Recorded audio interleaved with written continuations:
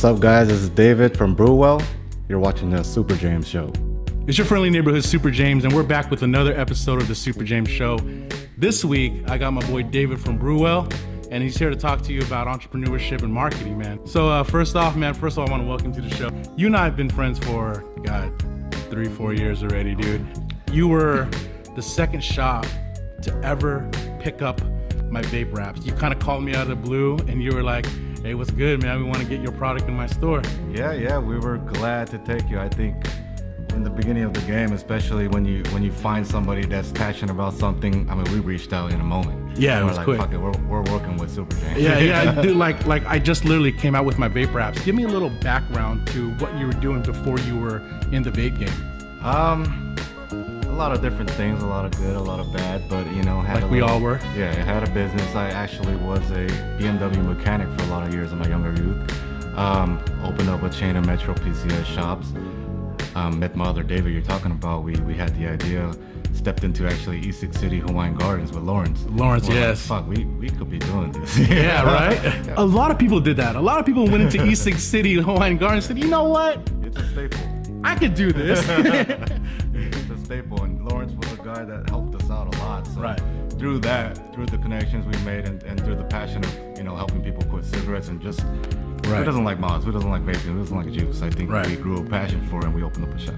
Right. So what made you start doing other things in the industry? I probably have to say the biggest eye opener was meeting my now partner Lee. Mm-hmm. He opened my eyes to a bigger vision. Okay. He didn't just put it as, this is a shop, this is what we're doing, but he opened up, manufacturing, distribution, and marketing, and getting your brand out. And, that's something you always wanted to do as a growing up kid or a boy, but, someone that really opens the door for you and shows you the way, then you run with it. Now, in case you didn't know, David, he helped open up the store Genki Vape, which is the first vape shop in Lakewood, California. One of the first in the area, actually. And then, so from there, correct me if I'm wrong, but was it MLV or was it something else? MLV started first. It was Major League Vapors. Yes. And when I hooked up with Lee, we did the drip tip line. Yes. So it was first the interchangeable glass drip tips, and it went from the chuck caps and so forth. And that did very well. So the first juice line to come from that was Flavies. One of my favorites. You don't even know. Right after Flavies was Brewell. And then after Brewell came about 15 different lines. From vape shop to juice, and then now to distribution, right?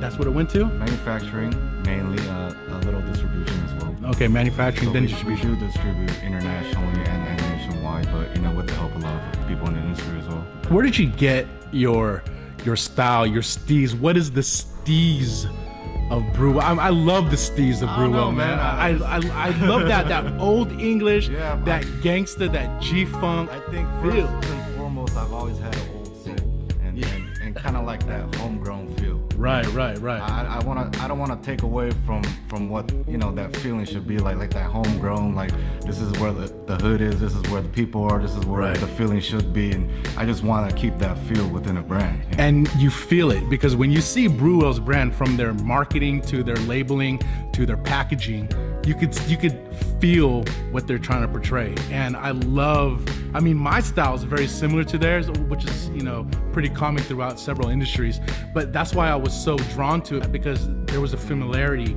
to it with me.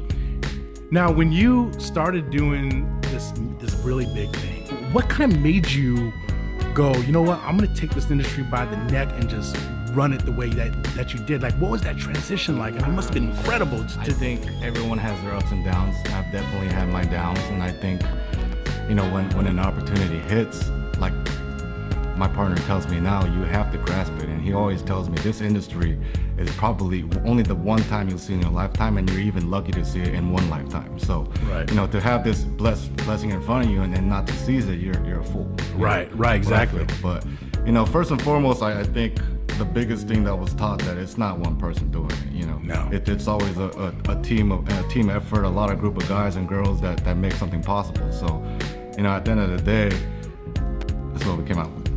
Tell me, what was that experience like when you saw your first booth and you saw your Brewell sign and you looked up and you said, damn, dude. It's a trip, man. but you can't let it hinder you because, I mean, you try not to let these things change you. You know, you want to keep going. You want to not change your motivation. You want to keep your eye on the prize to the way end. You know, and like I'm saying, this is just the beginning. So those things are nice. It's good to see. It's eye opening. It's like, wow, we're doing something here. But you know, at the end of the day, you gotta just realize that, you know, this is just one step and one little step of what you want to be doing. How important is it to you having not just people on your squad, but the right people that share your vision? I think that's one of probably, if not the most important thing. It's the backbone of your company. You know, so the guys representing your company is basically an extension of yourself. A direct interpretation of yourself, you know, right? I mean, you want to give everybody a chance, of course. You know, you want to give this guy, whoever's having a hard time, or if he's not, just give him a chance. But at the end of the day, like we're talking about, it's an extension of yourself. Yeah, exactly. You want to make sure these guys, their motivation is right. It's not, you know, all about the money, and it's never all about the money. They have to have their goals and things right in mind. Right. What is brewing in the Brewell factory? We're always constantly R&Ding for new flavors, new you know, uprising in the industry, and you know, bringing good flavors is kind of the staple of what we do here and internationally. So, you know, I think that's something that a lot of international clients look forward to. Is we bring something different. We bring something, flavors that people haven't heard of. If you don't like it, so be it. But there is somebody in this world that might like it. You know, so that, including that, and we also are bringing our closed loop system, the Fix, and that we are going heavy with, and we've worked long and hard this whole year, last year, to get finished and finalized. But you know, it's come to a point where I think the feedback has been shown, and this is where a lot of our effort has been going these days. Yeah, I mean, I can see it. You know, I'll post a link in my video description below, but I did do a little review, inadvertent review about the Fix, and like I said in my video, I can honestly say I put down my jewel for it. What does it retail for right now? For the starter kit, it's $34.99. That's great, dude. That's great. That's great pricing, very affordable. I'll put all of David's contact information below in the description as well. But people will be able to purchase this, and then they could also buy it online, right? Yes, you can go to www.brewellmfg.com. A couple other sites as well. I think we have fixvapor.com, a couple of the friends shops. We got beyondvape.com. We got alldayvapes365.com, I believe. Just to name a few. Yeah, right. If someone were to say, hey, I want to get into the business of creating things, what kind of advice would you give someone that's just starting out, that doesn't know what they want to create, that doesn't know what they want to do, but they know they want to create something of their own and share it with the world? You know, an idea is one thing. We all have it growing up, but you know, you can't lie to the game. It's all about hard work, hard effort. Every single day, you got to give it your 120%. You know, it's not about, the idea, again, is something that we have, but giving that extra effort every single day of your life, then that's when you make something big. Yeah, man, you know what, dude, you can't lie to the game. You can't say that any better, man. I'm gonna quote that. I'm gonna steal that from you, brother. If you could go back in time, and if you could tell your younger self to do something, what would you have told your 16-year-old self? Oh man, that's a loaded question. Because honestly, in my experience, I wouldn't take anything back. I think what you go through and those things, that it makes you a man, it makes you who you are. So right, you know, I wouldn't take back anything that happened, good or bad. You know, I think all those experiences and all those life challenges make you the person you're going to become, and you know, even right now, this is still just the beginning of what we're going to be doing. Right. So we're sitting here talking about things that motivate you and things that you've done in your life. Behind every man is a strong woman. Is there anyone, or is there anything that happened in your life, or someone that has contributed to your life that kind of keeps you going day to day to keep motivated and strong, keep doing what you're doing? Well, my mother is a definite one, but you know, the life-changing moment for me was probably when I met my wife.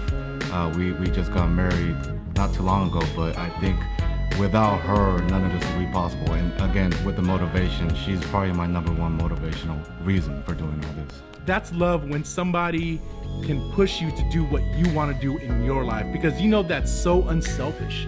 Is there anything that you want to say to the people watching right now? I think first and foremost, the support has been, friends, family, even anybody that supports Brewell as a brand.